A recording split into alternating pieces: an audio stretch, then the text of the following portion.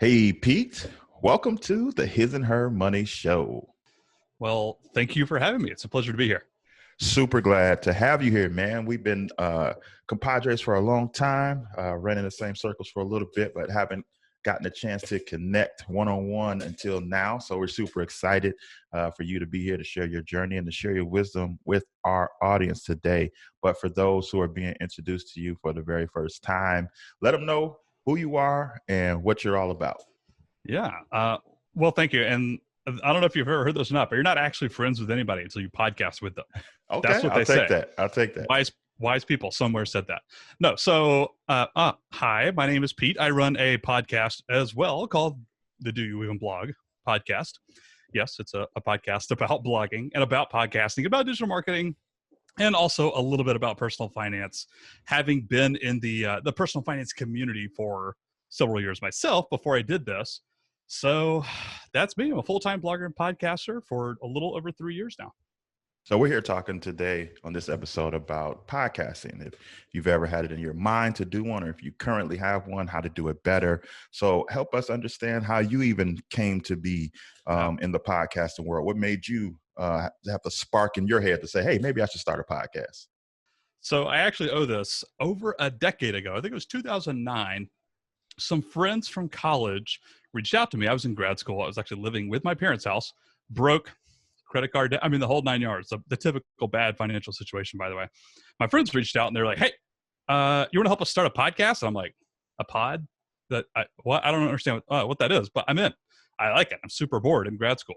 So no joke. I go down the street. I buy one of those yellow For Dummies books. You guys remember the like podcasting for dummies? I bought one of those and read it cover to cover. I kid you not. It was terrible, by the way. I helped my friends start this sports podcast. Oh, I don't actually watch that many sports. I was just like, oh, cool, podcasting. I'll try that. It was bad. It was really bad.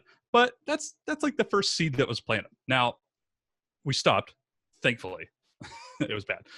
And over the next 6 or 7 years, I ended up finishing grad school. I got my degree in accounting. I got a master's in accounting. I took and passed my CPA exam. I got my first like quote unquote real job in corporate America. Again, I'll never ever forget holding the offer lever, $52,000 a year. I was like, my life is done. Like I am rich. Like this is awesome. I am set. I take my big person job, living the American dream, right? Buy a new car on debt, by the way. Buy a house. I married my girlfriend of several years. That part is still great.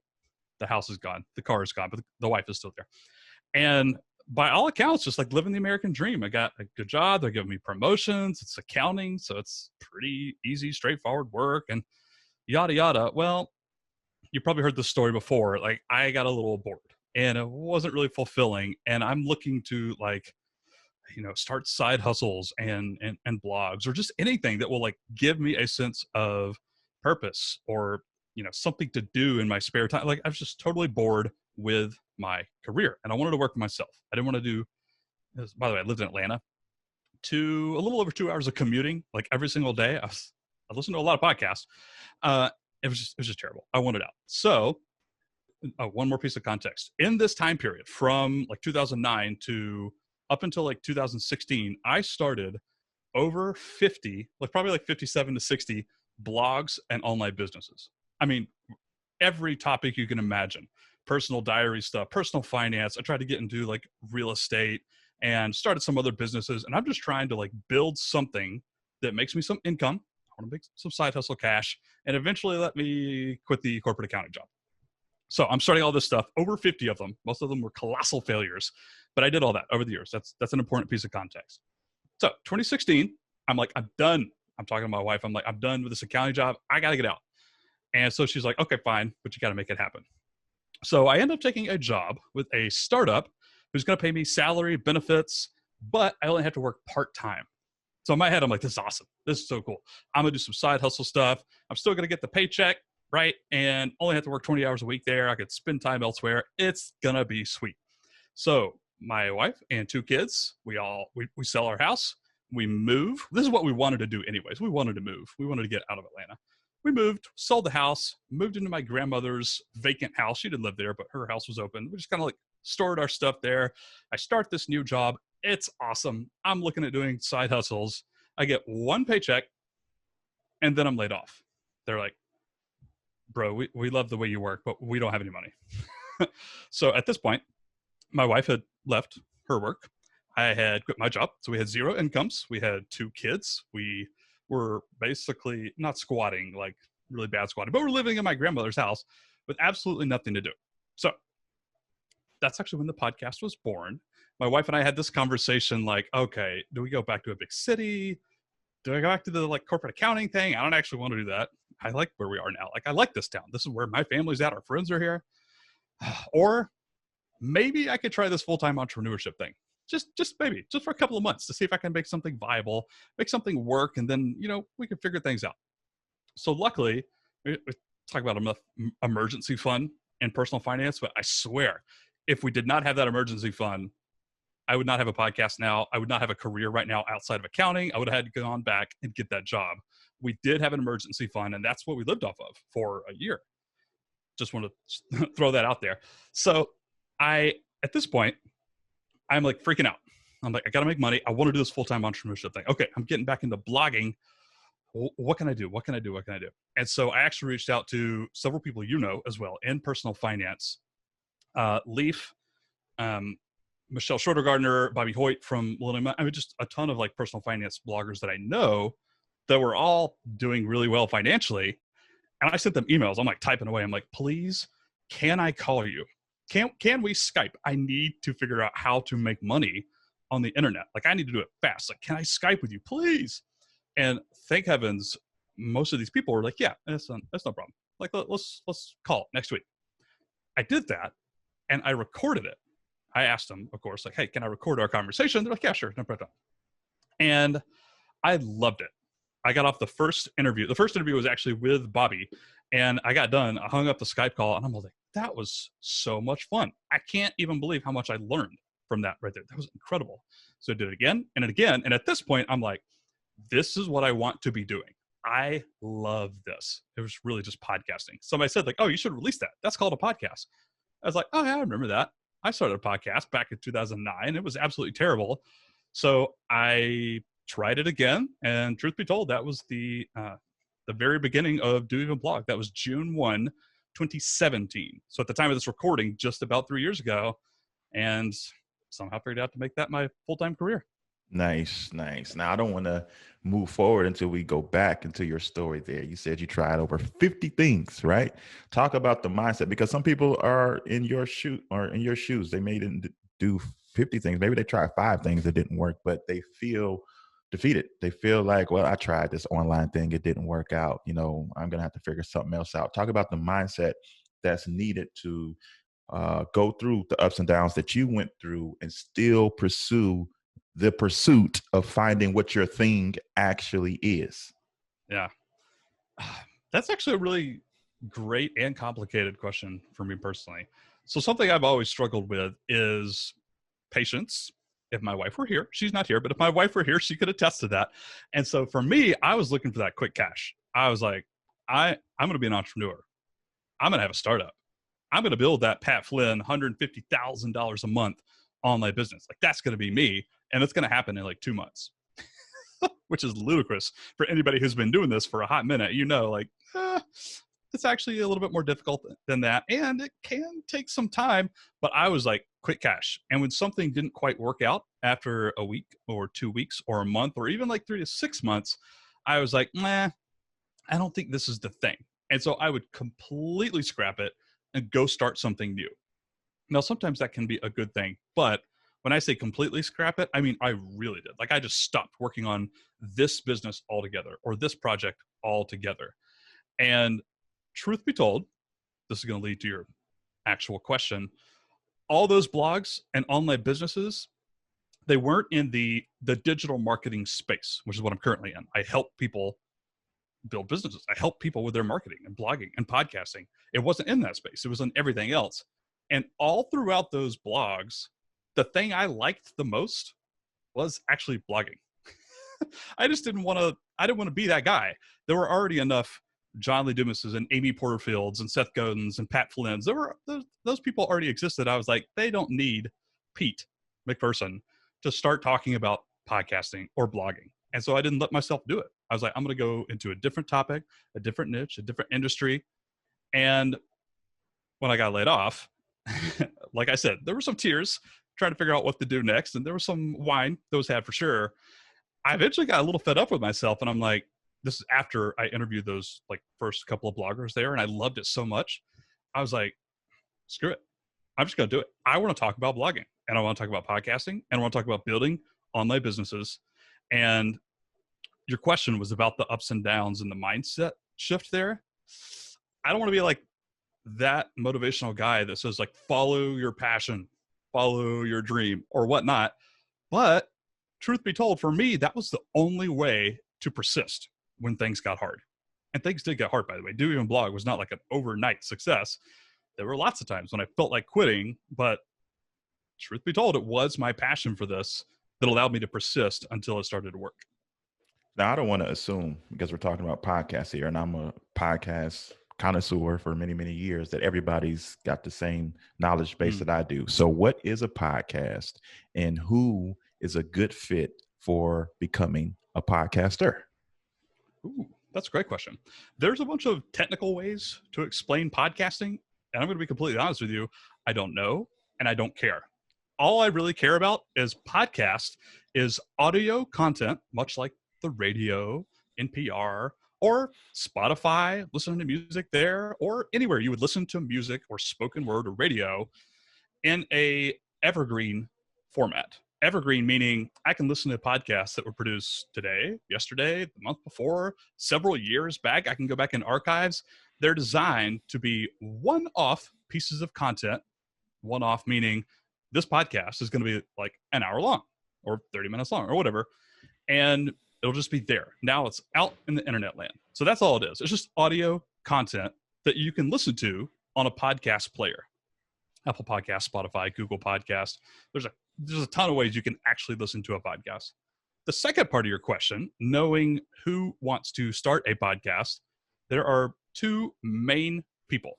One would be people like me and people like you who want to have their words heard. I want an audience. I want to talk about personal finance. I want to talk about parenting. I want to talk about travel hacking. I have something to share. I have something to teach. I want to build a side hustle, a content business. That's what we have. We help people. We talk for a living, pretty much. It's pretty awesome sometimes. Other times, not so much. There are those people who want to do the side hustle and the online business. That's fine. Podcasting is an incredible medium for those people. And I could talk about why in a few minutes if you want. The other people are just hobbyists, right? And those people have every right to want to do podcasting just for fun, even if they don't want to make a dime from it, even if they don't want to build a business separate from that. They just want to hang out with their buddies and talk about. I interviewed somebody a little bit earlier today who had a Walking Dead podcast. He didn't care if it made a dime. He was like, me and my brother, we love watching that show, The Walking Dead, filmed in Atlanta, by the way. Hashtag Georgia, hashtag Go Dogs.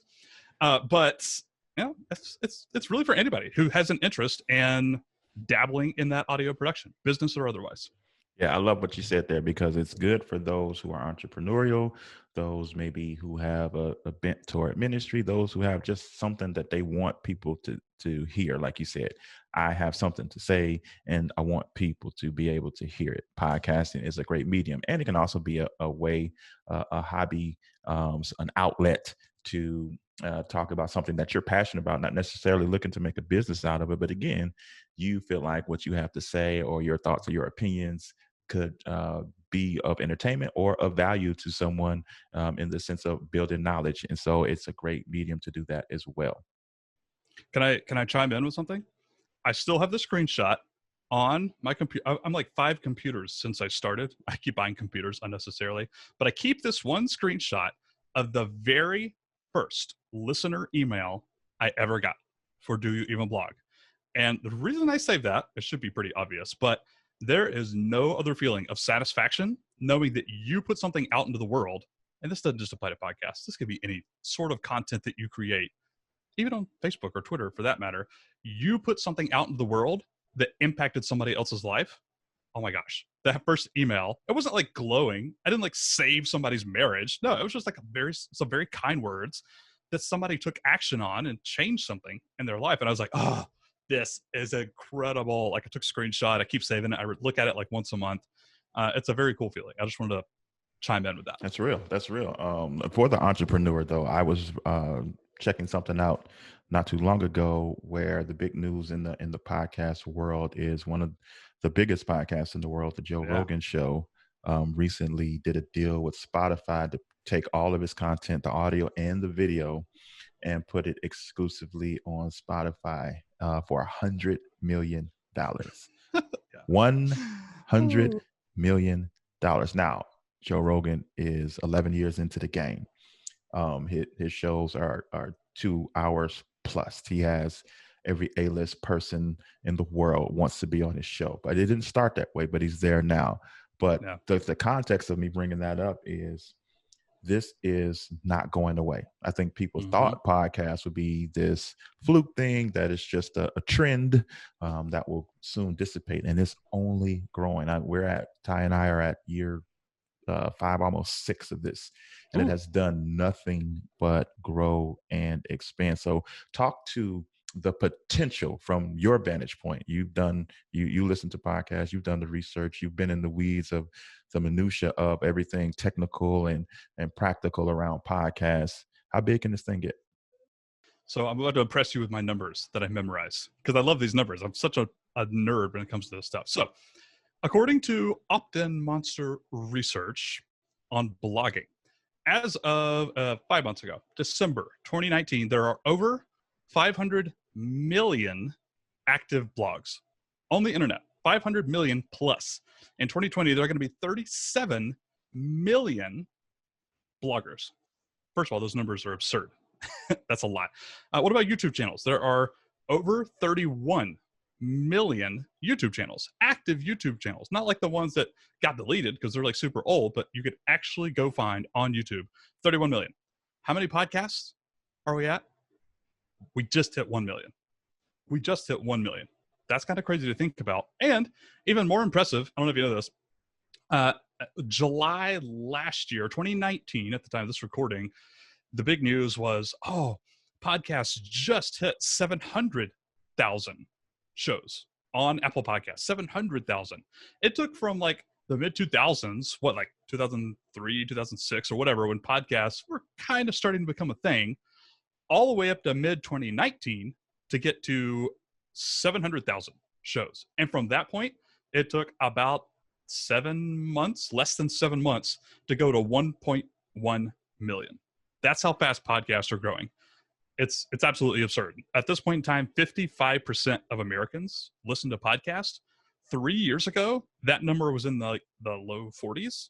Wow. And it may not sound like that big a shift, but that's millions of people. Yeah, it's massive. One more thing. I'm going to press you with more stats. Here, tell that why I got you. So average time spent on a blog post, 2 to 5 minutes, which is actually more than I ever spend on a blog post, by the way. I suffer from reading. I can't read. So less than 2 minutes. Average time for a YouTube video, you're a YouTuber, so I assume you'll probably understand this. When I get over 5 minutes of watch time on one of my videos, I'm feeling pretty good. Like, that's actually a pretty decent video. Average podcast consumption, 30 minutes plus. In fact, our mutual friend Jillian, we did a podcast episode on my show over 3.5 hours long. 3.5 hours. I have no idea who was going to listen to that, but I put it out there. And at the end of it, we were joking to ourselves, like, what, who on earth is going to spend 3.5 hours listening to me talk? This is ludicrous, people. If you're still listening at the end of this 3.5 hour episode, please shoot us an email. Like, we want to know, do people actually listen to this? We got so many emails over months later. People would go listen to that 3.5 hour episode of me in their earbuds, walking their dog, doing their laundry, driving to work, like whatever it was, and then email us. That's absolutely absurd. When it comes to growing a business, you need an audience who likes you, knows you, trusts you. The know, like, and trust factor is what a lot of entrepreneurs refer to that as. And with a podcast, so many people are starting to listen. The consumption is high. You are literally in people's ears, literally in earbuds. They don't listen like on their computer most of the time. They have earbuds in, or it's in their car or something like that. It is a very personal medium, and for growing authority for an online business, there's nothing better. So that's all my stats for you. That's all my nerdy data that I wanted to impress you with. You painted the picture, man. The saturation is still not there. You know what I mean? Like you hear, oh, there's a million podcasts. Maybe it's too many. Like, no, there you saw the exponential growth. You see people that you would have never thought start with or were too famous or too big or too large to be on a podcast. They have podcasts. Why? Because that's where we're trending. That's where entertainment is trending. It's not big productions in Hollywood anymore. It's I'm creating my own digital content, whether that's video or audio, and I'm taking authority over my brand. That's the way the trend is going. And you don't have to be a celebrity to make that impact. You can make an impact on your world. You can expand the reach of your already existing message or the message that you feel like you want to get out to the world through this medium. Yes. Yeah. So 100%. Tell me this. I remember having the first initial thought, maybe I should start a podcast, and that being immediately swallowed up by ain't no way. I don't know how to do that. I'm not a tech savvy person. I don't have a studio to go rent. I'm not going to go pay somebody to go use their studio to create, 30 minutes of content week after week. You know how much that costs? I was ignorant at that moment. Talk to us, a person listening who had the thought, maybe I should do a podcast, but then felt like completely unqualified to start one. Yeah, maybe not. Yeah. Well, it's funny because you actually, even in that paragraph you just said, you brought up like three very common, I'm not going to call them myths, like the three myths. I'm not going to call them myths, but challenges that people face. Number one would be the tech, the audio. I have zero experience. I'm not an audio engineer. That part is like super overwhelming to me. That's one. Another one you mentioned is my voice. Like, who's going to listen to me? Or maybe you're shy. Maybe that's not you, but some people might be thinking like, my voice doesn't sound good on a microphone. I've listened to my own voicemails. That sounds bad. Ain't nobody going to listen to that. That sounds terrible. That's one of them. And the last one is time, like learning how to do this. And not only that, but actually taking the time to produce a podcast. Ain't nobody got time for that. Like, that's not going to work. Actually, I can address all of those in one sentence or one word, actually. 2020. When I started my podcasting journey with the Podcasting for Dummies manual back in the day, I spent forever trying to figure out how to use Audacity. It's a software like editing tool. I can't even tell you how long I spent trying to learn how to launch, set up a podcast, as well as like edit. And by the way, my voice did sound terrible. It's actually still out there. People can go listen to it. It's horrendous. It's horrible. And it's 2020 now, and podcasting, like tech companies and software products, are popping up like every week. And some of them are not so great. Some of them are like really well. The point is, the tools have never made it easier to start a podcast that actually sounds pretty good. Is it going to be like exactly NPR? No, but your audience is never going to be able to tell a difference. For example, I'm looking at you right now. Your audience can't see you, but you're using a ATR 2100 microphone. Right. All people really need to know is that's like a $75, $90 microphone. Yep. That's not like $300. It's not $1,000. It's not. We're recording via Zoom right now. That's a software app. I don't know if you pay for Zoom or not, but they have a very capable free version. Absolutely. Audacity, what I mentioned a second ago, is free. My podcast host, as in a website that will actually hold my audio files, like the MP3 files, I use Red Circle. They're 100% free as in beer. And these companies have made it easier than ever to actually start. And by the way, quicker than ever. I'm a pro now because I have lots of experience, but this is also what I teach, and like all my podcasting students, I can record like a 30-minute podcast episode and have it shipped, like actually recording and editing and post-production and uploading to my website or whatever in like 45 minutes, start to finish. Like 30-minute podcast episode plus a couple of minutes of editing. Like, the tools and systems that are out there right now just make it so much easier. They can make your voice sound better than if someone were with you in person. That's also a skill, by the way. People don't like jump at the piano and they'll be like, I tried 5 minutes piano for the very first time, and I just couldn't play that hard Chopin piano piece. No one does that, because it takes time and experience, and you have to learn how to do it. Talking to people on a podcast or otherwise, speaking on stage, whatever it is, that is a learnable me talking about speaking in public and then saying stuff like that. No, it is a learnable skill that you also get better at with experience. So there are tools out there that can make your voice sound better. There are tools out there that can save you a massive amount of time and just completely simplify all the technical, like audio engineering stuff. I don't care about any of that stuff either. And I'm a full-time podcaster. Basically what I'm saying is it's easier than ever before. Do you need a website or a blog to launch a podcast? No, technically, no. And in fact, most podcast hosting companies, I'm not sure what you guys use, Podbean, Libsyn, Red Circle, Buzzsprout, there are a ton of them out there. I recommend Red Circle because it's 100% free as in beer, as we mentioned. That will automatically create you a podcast website. Now, you won't have like a ton of control there. And if you really want it to look a certain way, and if you really want to like produce blog content as well, I still recommend setting up your own website. But fortunately, there's, as you well know, there's a million guides out there that can walk people through. That's a whole nother ballgame. It will take a little bit of learning, a learning curve there as well. But no, you don't actually technically have to. So talk about consistency from the standpoint of, if I'm thinking about doing this, how often should I be creating episodes in order to gain any type of traction, to get the word out like I really want to? It's a great question. And the sad answer is it depends. It depends on the show, and it depends on the audience. And really, it depends on you and how much time you have to invest in it. My favorite podcast of all time is Hardcore History with Dan Carlin. That podcast releases one episode every 6 to 9 months. One episode every 6 to 9 months. That's insane.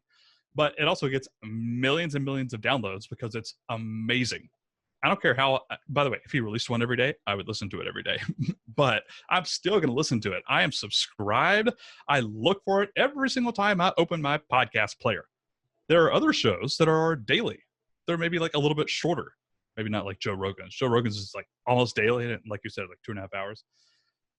I still recommend starting with a consistent schedule in mind. To actually answer your question, I suggest once a week to start with. Just plan on that. It could change later on. I don't think anybody is going to be really mad if people are like, nah, I'm just going to do 2 a month. I think that's completely fine. If you're a brand new podcaster and you don't have a built-in audience, if you spread it out any longer than that, it might limit your growth potential, if I'm being honest, but it doesn't have to be daily for sure. It doesn't have to be multiple times a week for sure. I totally recommend just plan for once a week. So you gave us some equipment. You talked about, like I'm on the microphone, a TR2100. You talked about you can use something like Zoom if you want to do an interview-based podcast. You can use Audacity if you want to do where you're just speaking and you want to record yourself. Is there any other tech that you would recommend to the beginning podcaster that they should consider having on hand? Absolutely. So first, let me break down the hardware and the gear. We already mentioned a microphone. If anybody's going to spend any money starting a podcast, just go ahead and spend it on a $50 to $100 microphone. Splurge on that. You can hopefully make that money back, and you actually don't need to spend money on that much more. Spend it on the mic, like controlling the input, the sound input, so you don't have to edit as much later. Will just save so much time and headache. It's crazy. So a microphone. The only other gear that I probably recommend to people, oh, by the way, get a USB microphone. I don't care if it's like the ATR 2100. I don't care if it's like some brand you find on Amazon. Doesn't matter. A USB that you can just plug straight into your computer. Just be sure to do that. That's it. The only other hardware thing I actually recommend is a mic stand. Just because holding one's annoying. They only come with like little bitty tiny like 3-inch stands on your desk, and then you have to like try and prop it up to get close to your mouth. Oh, whatever. I am using this. I don't even know. It has the word Gator on it. I don't know the brand. I just bought it off Amazon. It was less than $20. I've had it for 3 years now. Super happy with it. So a mic, a USB mic, a mic stand. You're done.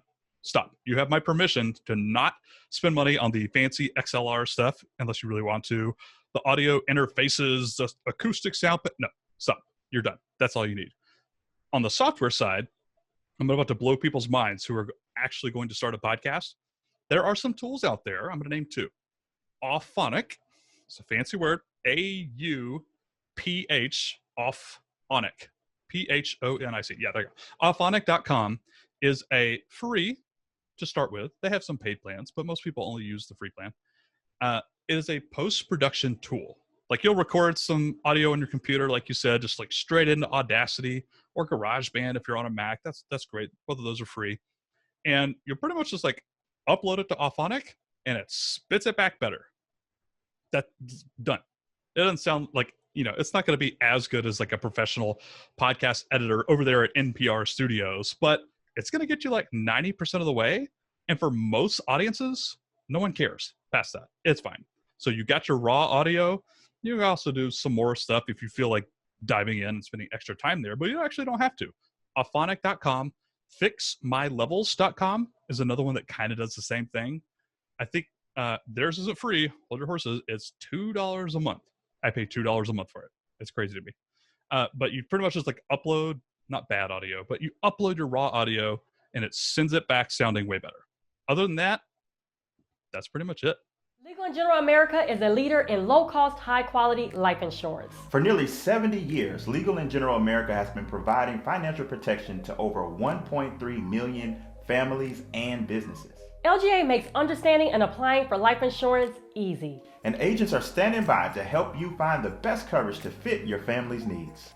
All you have to do is go to hisandhermoney.com/LGA to get a free quote. Pete, you're dropping jewels. And I got to tell you, I've been doing this for almost 6 years, like I said. And I went through your course and I learned a ton of things that I didn't know about, including the two websites that you just mentioned. To be quite honest, this has been a 5 to 6 year learning journey because I didn't have what Pete has created to help shorten the learning curve. So tell everybody, before we go on in the interview, I want people to know that they don't have to figure this all out on their own. When I say Pete put everything you possibly need to know inside of his course, I mean it. I took the course. I learned. You will learn. Tell everybody about your course, Pod Course. Yeah. Well, thank you for that. I appreciate that. And it's funny. So another friend of ours, Nick True, we were talking last week, when it comes to blogging and setting up a website, you can go to Google, you can type in something like how to start a blog. There's going to be like 100 million search results. And quite honestly, 98% of those are going to be kind of the same. They're all going to talk about choose a domain name, set up a website host, install WordPress, customize your WordPress theme, and then you have a blog. That's like 97% of those posts. When you do the same thing for podcasting, you're going to find a ton of results because it is more popular, but every single one of those is going to recommend different tools, different hosts, different microphones, different software. It's going to be all over the place. It's actually kind of crazy and interesting. So the reason I even made PodCourse is a friend of mine, his name's Alex. He reached out to me. Actually, he was on my podcast and he was like, dude, you need to release a podcasting course. And I was like, okay, maybe I'll do that one day. And he's like, no. You're a super nerd. You have tried out every single editing tool that's out there. You've tried every podcasting host, and it's true, I have. You have entirely too many microphones on your desk, like you're the silly nerd, and you're also really lazy in a good way. And I was like, what are you talking about? He's like, everything you do, you just do it lightning fast, and you figure out the shortest and easiest way to do something. I was like, okay, maybe I'll create a podcasting course. That was like 6 months ago, and now I have PodCourse. So the course is, I like to say, it is the uncomplicated way to start a podcast. I have tried every tool that's out there. I built PodCourse on my recommendations to get a podcast started with preferably not a lot of effort, not a lot of time investment, and that's actually going to work to grow an audience or a blog or online business and that sort of stuff. So I tried to break things down and be as simple as possible. The course is incredibly thorough, but it's also sequential. It's step by step. Like I tried my best to like break things out into manageable chunks. And so far, so good. I released it to my beta students a couple of months ago. People went through it. They've started podcasts. Some people already have some podcast sponsorship money rolling in, and it's been great. So you can find out a lot more about the course. I'm telling you, I personally recommend it. Please don't go out here and try to Google your way, because you're going to end up in a tornado of information. I'm speaking from experience. Pete literally takes you step by step, and it's well done. I'm telling you, like, some people just throw courses together. That's not Pete's style. He really dug in, and even the quality of the presentation is super high. So go to hisandhermoney.com/podcourse, hisandhermoney.com/podcourse. Check it out, sign up, and get your podcast off the ground. Now, you just talked about sponsorship, right? That is something that maybe people know about, but maybe don't. So let's talk about the business side of having a podcast. Now, this doesn't happen overnight. Pete talked about his thing didn't explode overnight. I could definitely tell you His and Her Money did not explode overnight, even though people like to seem to think so. That is not the case. So talk about the potential, the opportunity that's out there to generate income from a podcast.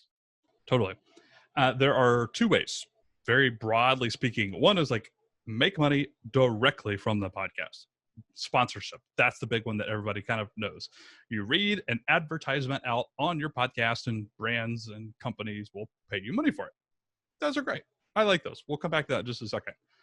And along with that is listener-supported, I always want to say listener-supported radio, just because I used to listen to NPR and they have these like pledge drives. Well, our friends Piggy and Kitty, they have a podcast and they are sponsored by their listeners. Patreon.com, I think, is the website they use. Their listeners pay them like $5 a month just to support them. Basically, just like donation to their cause. That's great.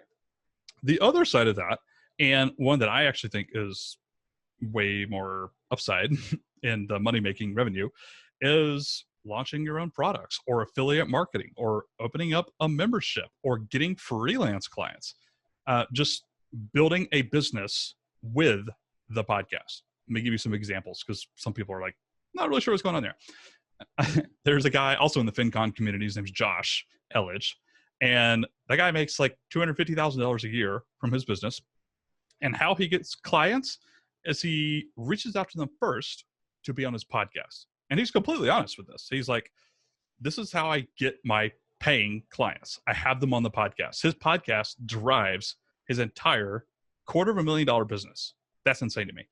I know another person that does the exact same thing. He owns a local marketing agency, like a very small business. He probably like builds websites or runs Facebook ads for like some small businesses or whatever. He gets his clients by going around his hometown. I think it's in like San Diego, so his hometown's quite large. And he's like, hey, I want to feature your business on the podcast. And that is his foot in the door to show these companies like, hey, I'm a real person. Like, we're going to interview you. You're literally going to talk with me for an hour. You're going to know who I am. You're going to know me. You're going to like me. You're going to trust me. That know, like, and trust factor that we already talked about. And if you're me, if you're Pete, you built your business based on selling information, teaching people how to do things like PodCourse. That drives a large majority of my business, and it's supported by the podcast. If I just had a blog, I said this earlier, there's a lot of Amy Porterfields and Pat Flynn's and all those people who already talk about blogging and podcasting, whatever. There was absolutely no way for me to have built the business I have without the podcast. If it had just been a blog, no one would have cared. I would not have been able to reach people. I would have not been able to set my personality apart and literally have an audience hear my word. I wouldn't be able to sell products. I would not be able to sell products, courses, memberships, even affiliate products, affiliate marketing, all that side of online business. Now, to sum this up and go back just a second, I do want to talk about sponsorships. The thing that makes me laugh is I will reach out. I've done this before. I will reach out to brands to sponsor my blog. I sponsor posts on my site. I will also, mention your company to my email newsletter subscribers. I'll mention it on Twitter. I will do all this other stuff. And I do not get responses, just deleted emails. If I get a response, it's like, no, thanks. We're good. We've seen your numbers. You're like, a fairly small, tiny, and I'm not Joe Rogan, right? They're like, no, thanks. I will reach out to people for podcast sponsorships. They're like, yeah, okay, what do you got? Send us over the details. What do you got? I'm like, what? Why is this so much easier? I guess part of it is a little bit less competition. Part of it is also brands are starting to realize like, hey, podcast advertising is actually a thing. 5 years ago, it wasn't really a thing. Like more and more companies are starting to come on board. And I'm not going to call it easy because I don't want to give people bad expectations of like, I'm going to start a podcast just like Pete said I should, and I'm going to get me that cash from sponsors. I'm not going to say it's easy, but I think there's a lot of potential and opportunity right there, even for small amounts. Like, for example, I reached out to a friend of mine for a podcast, not my podcast, but a different podcast. I haven't even started yet. I don't have a website. All it literally has is a name. And I asked him, I was like, hey, I'm launching this podcast this summer in 2020. You want to sponsor it? That's literally all I said. No details, no download numbers, no nothing. And he was like, yeah, okay. Yeah, send me an email. I was like, what? This is ridiculous. So the last point that I really want to drive home is it's not guaranteed. It's not a great way to make money. If you really want to make money fast in the thousands of dollars, you should go freelance or get a part-time job for sure. But you can still make money. Even in smaller amounts, the opportunity is there to pursue. That's all I really want to leave with people. No, I'm glad that you took a very balanced approach to that answer because the potential is there to make money, but it ain't overnight. Yeah. And you have to present something to a company that's worth them sponsoring. So that means that you got to get out here, episode 1 through 20, 1 through 40, 1 through 60, and really, build a solid foundation that has people tuned in, that has people engaged with the show, that you can then say, hey, I have this many people tuned in and they listen and trust my voice. And you guys should consider getting your message in front of this audience. So I love how you took a balanced approach to that answer. And that leads me to this final question I have for you. What's been the difference? Because you've been in this game for a while, you've helped people get in this game. What's the difference between those? Because they're, like we talked about earlier, there are a lot of podcasts out there, but not everybody's consistent. Not everybody makes it.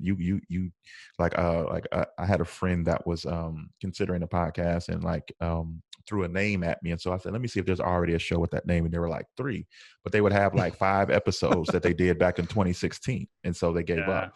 And I see a lot of that where people started, didn't keep traction, didn't stay consistent. So from your vantage point, from your expertise, what's the difference between those who start and take off, who get traction with what they're trying to do with their show, and those who fizzle out?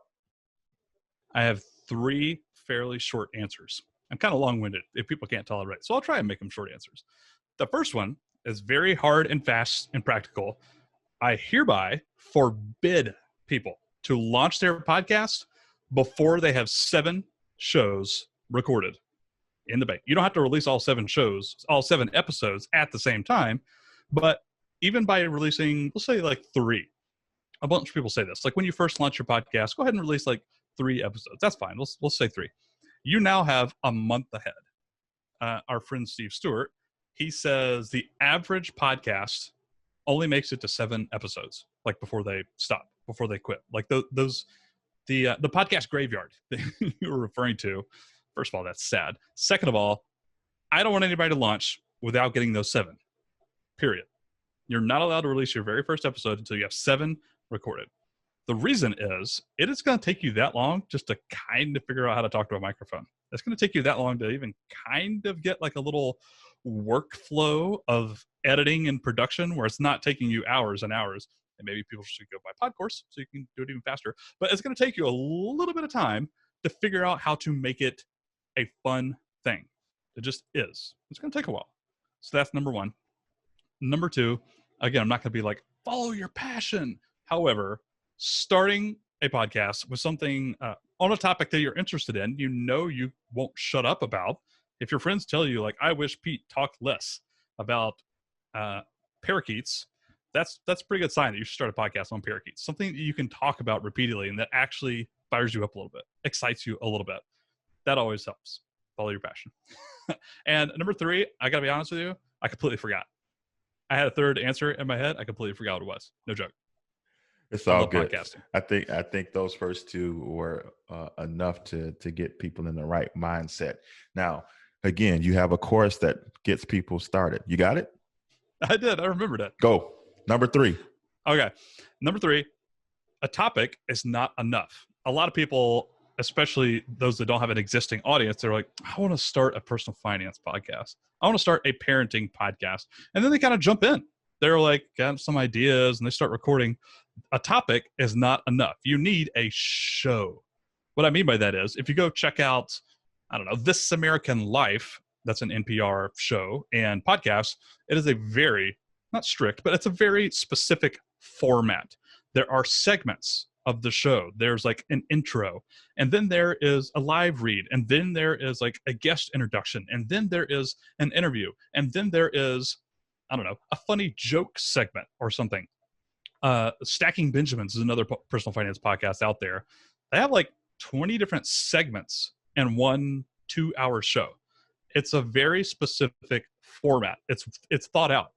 I don't think people need to get really fancy, but I do want anybody considering starting to at least take 10 minutes and write out, like, what's the hook of my show? It's not just personal finance. It might be, I have a personal finance podcast where I only interview retirees, or I only interview successful working moms, or I only cover this or that. Like, kind of think through a little bit more than the topic and actually get a show, a format. I have a long form interview podcast with creators. That's kind of what Do Even Blog is, or something like that. Even taking 20 minutes can actually make it a much more enjoyable listening experience for the readers.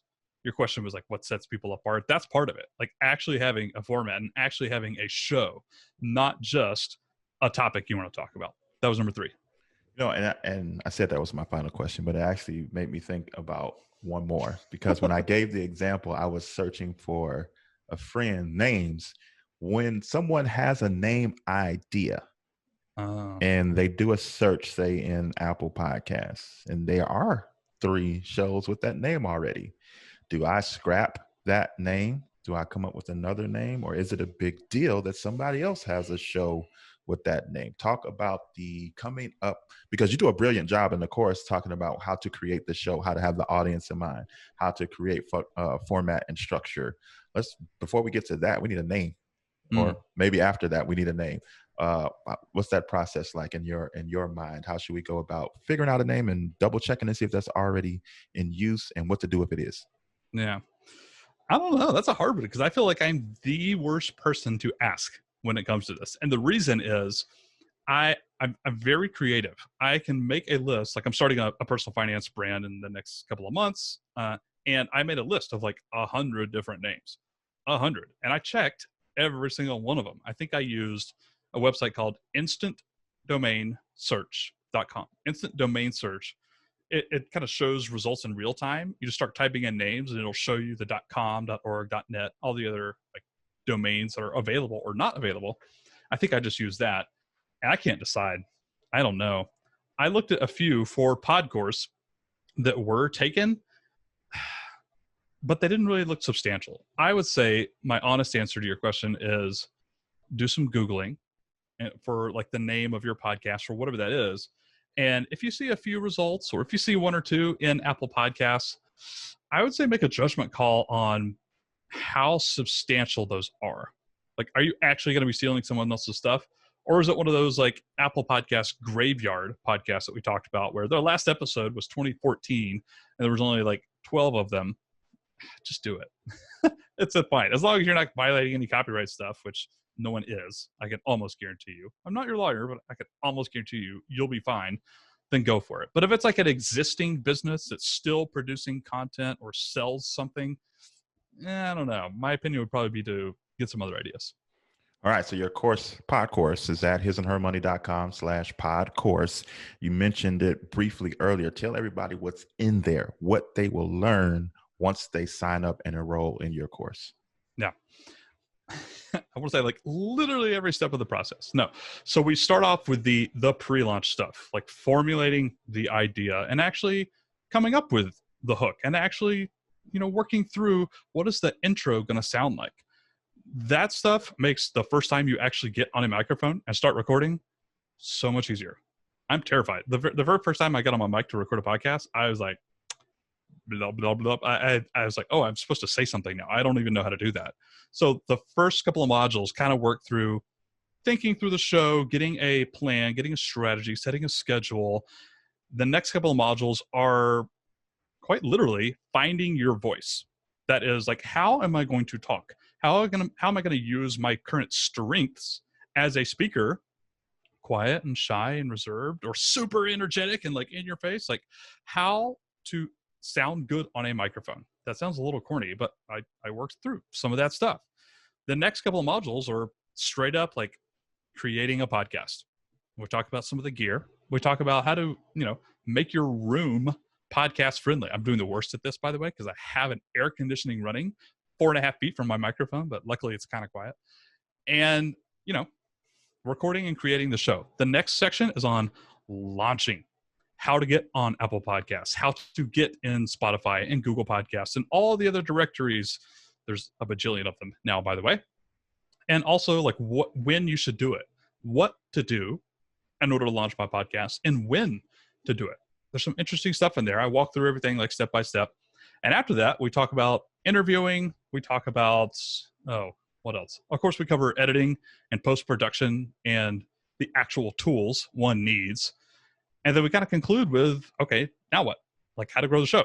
How can we utilize YouTube? How can we utilize Google SEO? How can we utilize self-publishing a book on Amazon? How can we utilize getting on other people's podcasts?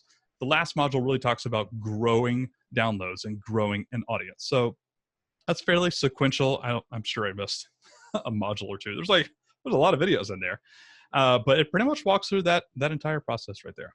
Oh, and can I share one more thing? I'm creating a little 10% off discount code just for your audience. I'm going to say use code HISHERMONEY.